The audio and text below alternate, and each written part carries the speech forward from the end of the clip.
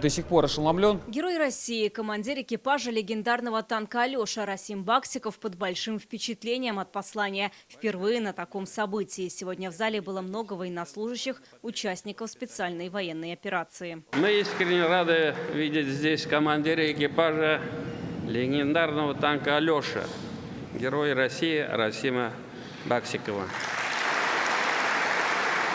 В силу того, что я военнослужащий, у меня много времени-то нет интересоваться, как продвигается развитие моей республики. Я только внешне это могу оценить. Посмотрел, приятно. А уж по поводу экономического развития я очень рад, что мы продолжаем выходить на новые уровни.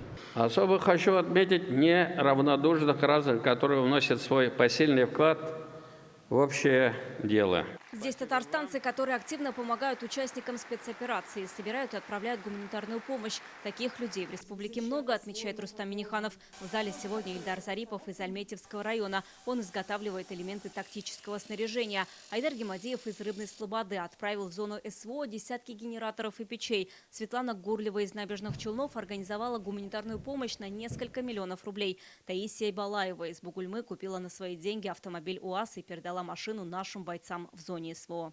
Такие семьи – гордость и слава нашей республики. В честь военнослужащих громкие аплодисменты сегодня звучали дважды. Герои послания и семьи, династии защитников Отечества. Это Тульчанские, Сибгатуллины и Соколовы. Когда вот так в зале хлопали, я и супруга, гордость, восхищение и гордость того, что ты проживаешь жизнь не зря. Эти гены, эти традиции, семейные в первую очередь, традиции командиров, которые в него вложены, они будут продолжаться. Скоро 87 лет исполнится, поэтому для него это тоже, как ветеран, получил команду, подготовил форму одежды и в указанному времени прибыл сюда. Это династия военнослужащих тульчанских. Отец Юрий Владимирович и сыновья танкисты Игорь и Федор. Послание, события, о котором будем рассказывать внукам, говорят они. Когда весь цвет Республики Татарстан аплодирует, видит нас, поэтому мы очень, естественно, польщены были, что этим приглашением событие же знаковое для всей нашей республики. В зале руководители передовых хозяйств и фермеры Ильгиз Загиев, Зуфар Мухаммедшин, Азат Давлетшин и Равиль Бекчуров. Рустам Миниханов благодарит их за активное внедрение новых технологий и хороший урожай.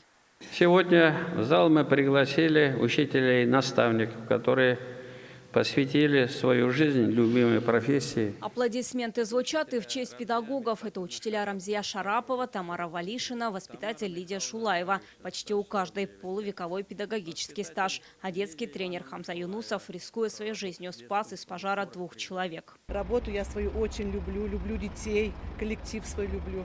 Зов души, что ли, какой-то. Вот осталось. И работаю до сих пор. Редко бываю на таких публичных мероприятиях такой значимости. Конечно, волновалась.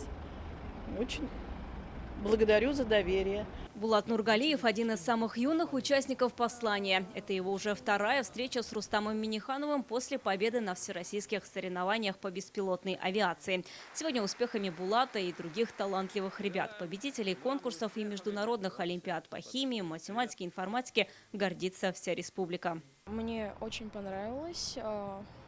Я безумно рад, что меня пригласили на такое мероприятие. Гордость республики и татарстанские спортсмены. Это чемпионка мира по бильярдному спорту Диана Миронова, чемпионы и вице-чемпионы России по стендовой стрельбе Сергей Демин, по тяжелой атлетике Регина Шайдулина, по синхронным прыжкам в воду Александр Белевцев и Никита Шлейхер. Героями послания сегодня стали те, благодаря кому республика – лидер во многих сферах. Успехов вам! Ждем новых побед! Вероника Гайнудинова, Рамиль Галиуллин, Адель Миндубаев, ТНВ, Казань.